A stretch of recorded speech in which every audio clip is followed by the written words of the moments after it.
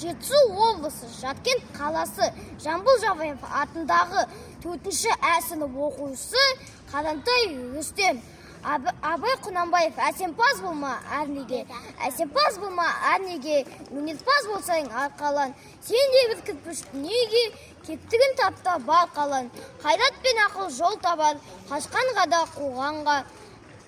Әділет шапқат кімде бар, сол жарасар туғанға. Бастапқа екеу соңғысыз, біте қалса қазаққа. Алдың жалың, артың мұз, барар едің қай жаққа.